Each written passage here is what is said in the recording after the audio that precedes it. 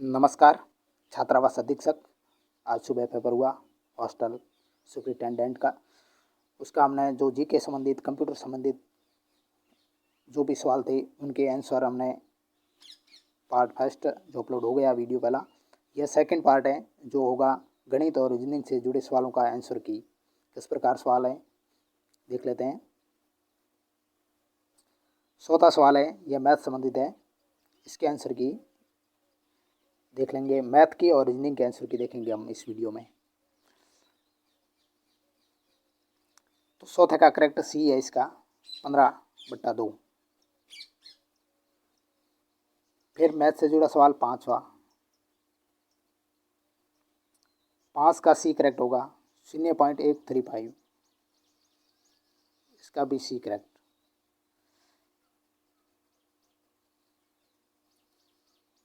फिर आठवां सवाल है वो होगा रीजनिंग से जुड़ा सवाल।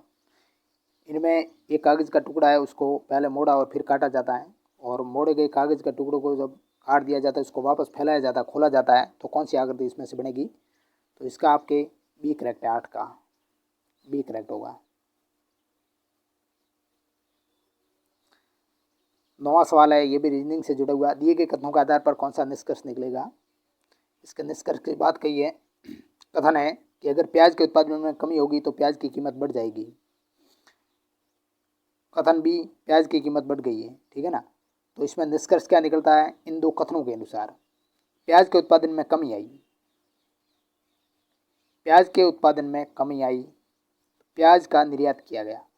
देखो भाई, अगर प्याज के उत्पादन में कमी होगी तो प्याज की कीमत बढ़ जाएगी, प्याज के उत्पादन में कमी आई तो ये वन निष्कर्ष है, अनुसरण करता है। प्याज का निर्यात किया गया ये अनुसरण नहीं करता, तो इसमें ए करेक्ट होगा, 9 का 1। 10वां है, दिए गए कथनों के आधार पर कौन सा निष्कर्ष निकलेगा? इसमें भी कथन दिया है कि वर्षा के बिना फसलें बढ़िया नहीं होगी। यह कथन है कि वर्षा के बिना फसलें बढ़िया नहीं होगी। बी कथन है कि फसलें बढ़िया थी। इन कथनों के आधार पर निष्कर्ष फर्स्ट, बारिश हुई थी, हाँ फसलें बढ़िया थी, ये कथन है, इससे जुड़ा हुआ है। तो फसलें बढ़िया वर्षा के बिना नहीं, फसलें बढ़िया हुई, वर्षा हुई तो बारिश तो हुई होगी, तब फसलें बढ़िया हुई, तो कथन ये तो अनुसरण कर रहा है। सेकंड, अच्छी उर्वरकों के कारण फसलें बढ़िया हुई। अब फसलें बढ़िया हुई वो बरसात के कारण हुई होगी, ये इन दो कथनों के अनुसार। उर्वरक की ये बात नहीं करा कथन में, तो इसमें केवल वन अनुसरण करता है, इसमें भी एक करेक्ट होगा, 10 का भी एक करेक्ट होगा। फिर उसके बाद 33वां क्वेश्चन, सीधा 33वां सवाल है, वो होगा, बाकी सवाल हमने देख लिए हैं, आप जरूर देखिएगा। जीके से जुड़े सारे सवाल, कंप्यूटर से जुड़े सारे सवाल, उनके आंसर की एकदम 100% सटीक साझा हो गई है, आप जरूर देखिएगा।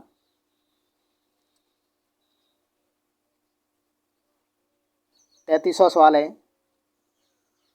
वो जुड़ा है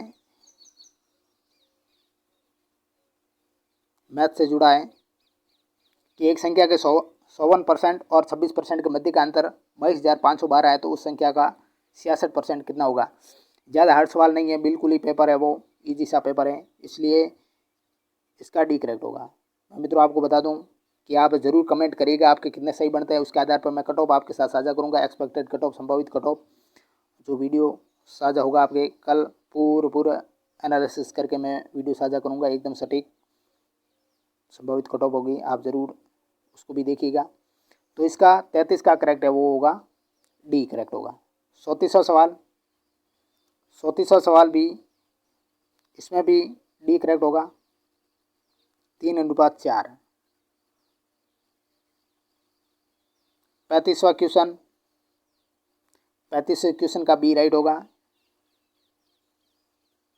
एक 3 सेंटीमीटर त्रिज्या वाले वर्ताकार कार्डबोर्ड के टुकड़े से 40 डिग्री के दो सेक्टर काट दिए गए हैं, शेष भाग का क्षेत्रफल सेंटीमीटर कितना होगा? तो 22, ठीक है ना। 35 का भी बी। आगे फिर 36 सवाल, रीजनिंग से जुड़ा हुआ सवाल है ये। इसमें भी एच का ए से क्या संबंध है वो पूछ रहा है, तो इसका करेक्ट होगा सी, यानी कि एच है वो ए के चाचा होगा और ए एच का भतीजा है। लेकिन इसमें एच का ए से क्या संबंध है? एच का ए से चाचा अंकल है, तो सी करेक्ट होगा। 36 का। 37वां सवाल बहुत ईजी सवाल है, कोई ज़्यादा हार्ड सवाल नहीं पूछे रीजनिंग के तो बिल्कुल भी। 37 का बी करेक्ट होगा। उलट पुलट किए हैं इन शब्दों को, तीन तीन को जोड़ीदार बना करके। 34वां, फिर इसके बाद इसका बी होगा। 38वां सवाल है, इनके स्थान पर क्या आएगा, इनमें बी आएगा। एक आगे का अक्षर एक पीछे का अक्षर वो लिया है और बाद में इनके वर्ग निकाले हैं, तो इसमें भी 38 का भी बी होगा। फिर उसके बाद सीधा 68 सवाल, 68 सवाल।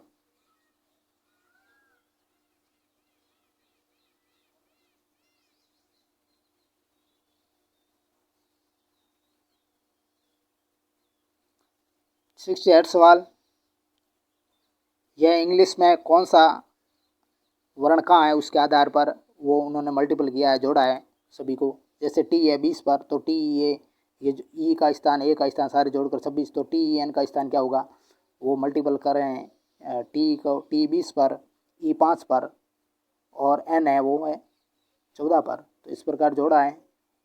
जोड़ करके क्या निकलेगा, 39 ए होगा। 68 का ए। फिर इसके बाद 69, 29 फरवरी 2004 को सप्ताह का कौन सा दिन था, ये लीप वर्ष था। 29 फरवरी को रविवार था। ए करेक्ट होगा 69 का। 70 का समस्या चित्र है, इनमें से कौन सी जो चित्र है इनमें वो सम्मिलित है, सन्निहित है। समस्या चित्र में सन्निहित चित्र कौन सा होगा, तो ए है वो, इनमें मिलता है। ये पूरा पूरा लाइन ली है, फिर यहाँ से ये आया है, ये आया है, ये यहाँ से ये है, तो ये सम्मिलित है, बाकी नहीं है, तो इसमें भी ए करेक्ट होगा। फिर 71वां क्वेश्चन, अक्षर है उसकी जल छवि बतानी है। अक्षरों के समूह, ये अक्षर है जैसे वाई है, वाई उल्टा होगा इस प्रकार, ओ भी ऐसे होगा, यू ऐसे होगा, टी ऐसे नहीं होगा, टी नीचे होगा, ये ऐसे इस प्रकार, ऐसे ऐसे, तो इसमें डी करेक्ट होगा 71 का। फिर इसके बाद 80वां सवाल है,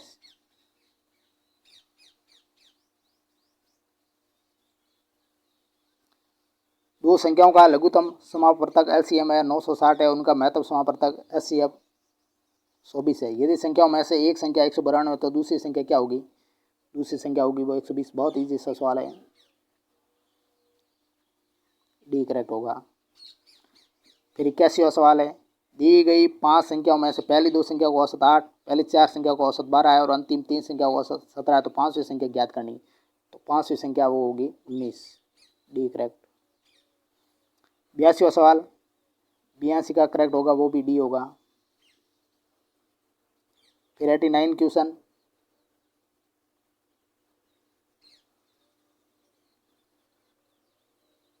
एक निश्चित राशि पर 5% की दर से 2 वर्षों के लिए चक्रवृद्धि ब्याज और साधारण ब्याज के मध्य अंतर ₹200 गुणसी है, तब यह राशि होगी, वो राशि है 1,11,600, सी करेक्ट होगा 89 का।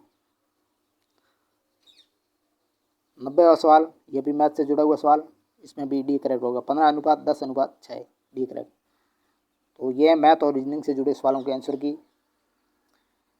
मित्रों आपको एक बार फिर से मैं बता दूं कि आपकी cut off, expected cut off मैं वीडियो साझा करूंगा, आप ज़रूर आंसर कमेंट में करिएगा कि आपके कितने राइट हुए हैं।